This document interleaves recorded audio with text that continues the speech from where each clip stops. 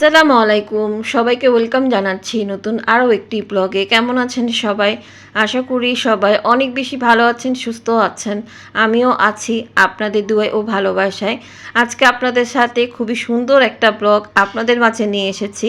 I hope আজকের ব্লগটা আপনাদের অনেক বেশি ভালো লাগবে। তো আজকে আপনাদের সাথে আমার ড্রেসিং টেবিল কীভাবে আমি কাজটা ডিপ ক্লিন করি সেটাই আজকে ব্লগে শেয়ার করব। আর আমার ঘরে একটা সুন্দর লুক ক্রিয়েট করলাম, তো কিভাবে করলাম তো সেটা নিয়ে থাকছে আজকের ব্লগ। তো চলেন ব্লগটা শুরু করি। তো এদিকে হচ্ছে সবে আমি ঘুম থেকে উঠেছি, এখনও পর্যন্ত মানে ফ্রেশ হয়নি, হব একটু পরে। ফ্রেশ হয়ে দেন হচ্ছে আমার বোনকেও আনতে গিয়েছি, সেটা নিয়েও একটা ডিটেলসে আরও অনেক বড় একটা লং ব্লগ করেছি, সেটা আমার এডিট হয়ে গেছে। এরপরে হচ্ছে আমি আর কি শুরু করলাম যে ড্রেসিং টেবিলের যে কাজটাকে কিভাবে ক্লিন করি। তো এটা অনেকেই জানতে চান আবার, তো এই জন্য মনে হলো আপনাদের সাথে শেয়ার করি, যাতে আপনারাও আপনাদের ড্রেসিং টেবিলটাকে একদম সুন্দরভাবে ক্লিন করে নিতে পারেন। তো আমি হচ্ছে ক্লিন করি যে কাজ মোছার যে ক্লিনারগুলো আছে সেটা দিয়ে আমি ক্লিন করে নিচ্ছি, ঠিক আছে। তো আশা করি আপনারা ভিডিওটা যদি একটু দেখেন তাহলে বুঝতে পারবেন। তো এরকম করে মুছলে না অনেক সুন্দর ক্লিন হয়ে যায়, যেটা আসলে অন্যভাবেও করেছি এর আগে, কাগজ দিয়ে বিছিয়ে, যেটা আর কি পুরনো যারা আছে এইভাবে কিন্তু করতো আর কি। তো আমি হচ্ছে এভাবে আমি সচরাচর ক্লিন করি, তো সেটাই আজকে আপনাদের সাথে মনে হলো একটু শেয়ার করে নিই। তো এরপরে হচ্ছে সামনেটাও সুন্দর করে একটু গুছিয়ে নিলাম, একদমই ওলটপালট হয়ে আছে জিনিসপত্র এদিক সেদিক। তো এখন ভাবছি যে আমার ড্রেসিং টেবিলের যে পাশের যে খালি ছিল আর কি, যদি খালি না, ড্রেসিং টেবিলটা একটু ঠেসানোই ছিল। তো ওইটা হচ্ছে একটু এই সাইডে নিয়ে আসবো, ভাবছি ড্রেসিং টেবিলটাকে নিয়ে ওই পাশের কর্নারটাকে সুন্দর করে ডেকোরেশন করব।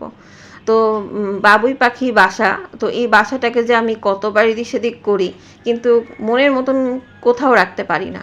মানে যেখানে রাখি ওখানে না ভালো লাগে না, মানে একদিকে রাখবো সেটাই আমি আসলে ভেবে পাচ্ছি না, মানে কোন দিকে রাখলে ভালো লাগবে এটাই আমি আসলে মানে ভেবে উঠতেও পারি না। তো যেদিকে রাখি সেদিকেই মনে হয় দূর, ভাল লাগতেছে না, উফ এখানে রাখবো না, মানে এমনই হয়। তো সবার সাথে এই জিনিসটা হয় কি না আমাকে অবশ্যই কমেন্ট করে জানাবেন। আমার সাথে এই জিনিসটা বেশি হচ্ছে, মানে আমি কি আর বলবো। তো যাই হোক, আজকের ভিডিওটা যদি ভালো লেগে থাকে তাহলে অবশ্যই একটা লাইক দিয়ে দিবেন, আর শেয়ার করে দিতে পারেন ফ্যামিলি অ্যান্ড ফ্রেন্ডের মাঝে।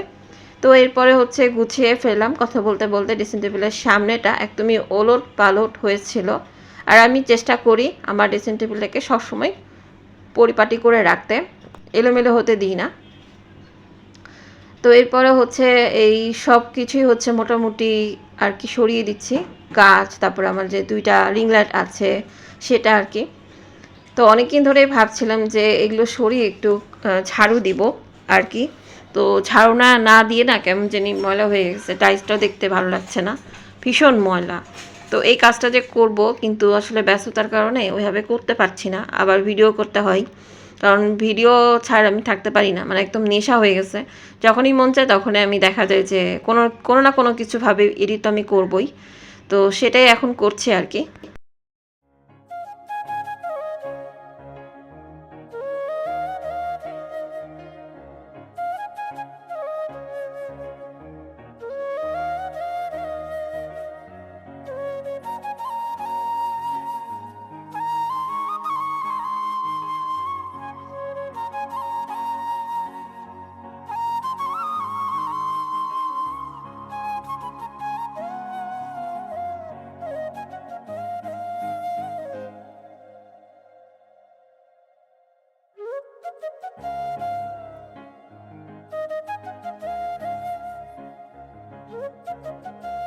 তো বন্ধুরা, ঘরের লুকটা যখন চেঞ্জ হয়ে যায় না, তখন দেখবেন আপনার কী যে ভালো লাগবে। তো সেটাই আজকে আমি করছি, ড্রেসিং টেবিলটাকে সরিয়ে পাশে যে স্পেসটুকু আছে সেটাকে আর কি সাজানো আমি চেষ্টা করছি, যেন আমার নিজের কাছে ভালো লাগে আর আপনাদের সাথেও শেয়ার করি।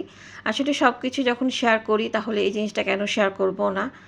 আর যখন সব কিছু রাখার পর যখন রুমটা এত বেশি ভালো লাগছিল যে কি বলবো, সেটা আপনাদের একটু পরে আপনাদেরকে দেখাবো, যে সাজানোর পর দেখেন কত সুন্দর লাগছে।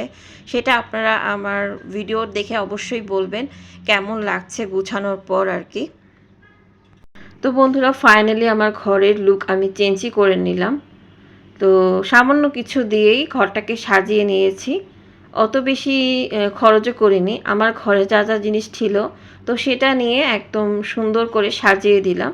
তো কেমন লাগছে অবশ্যই কমেন্ট করে জানাবেন। তার সাথে আমার ড্রেসিং টেবিলটাকে সুন্দর করে গুছিয়ে কাজটাকে একটু ক্লিন করে নিয়ে তো এই হচ্ছে আমার ভিডিও। তো ভিডিওটা ভালো লাগলে তো দুপুরের কোনো ভিডিও করে নিয়ে এরপর হচ্ছে বিকেলের দিকে একটু রং চা বানিয়ে নিলাম, কারণ আমার রং চা খেতে খুব মন চাচ্ছিল, মশলা দিয়ে চা যেটাকে বলে।